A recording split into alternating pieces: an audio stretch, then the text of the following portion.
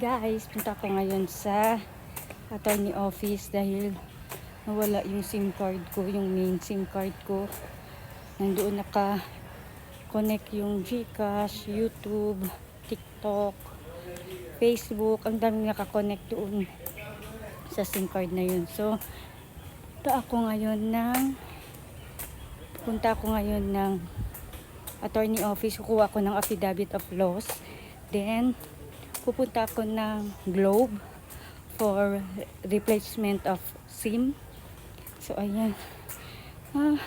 Nahulog guys yung SIM card ko kasi pina-insert ko sa Vivo cellphone ko yung GOMO kong SIM card. Then, hindi nakita ng kapatid ko na nahulog pala yun.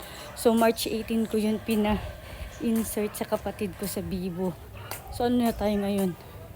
April 9. So, hindi na tayo mahanap. Sa bahay lang naman. Pero, hindi na mahanap. Sobrang tagal na. So, kagabi ko lang na-discover na wala pala yung SIM. Kasi ilang araw na yun ako hindi matawagan. Cannot be reached daw. So, ayun.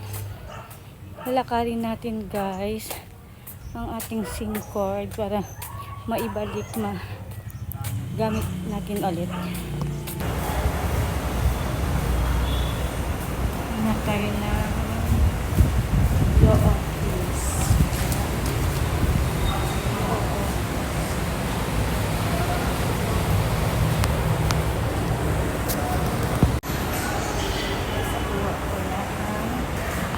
Affidavit of loss. Ayan.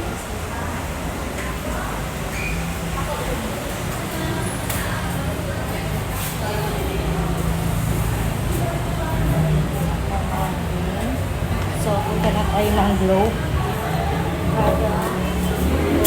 Replacement of SIM.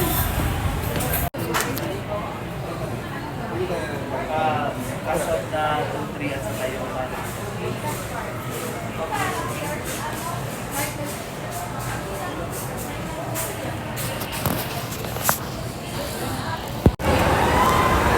Guys, ito na yung SIM card. So, nakuha ko na sa Globe.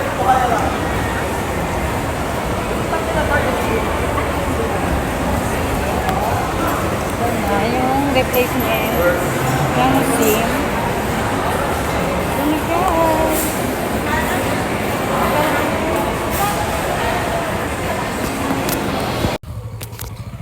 So guys, nandito na tayo sa bahay. Papasok na tayo. Then, hintay lang daw ako ng 1 to 2 days para ma-activate yung SIM ko.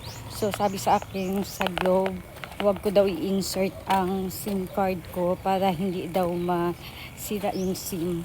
So, need ko pa maghintay ng 1 to 2 days para magamit ko. So, nandito na sa akin ang SIM. So, tatawagan lang ako ng Globe. So, hopefully na okay na. So, yun lang guys.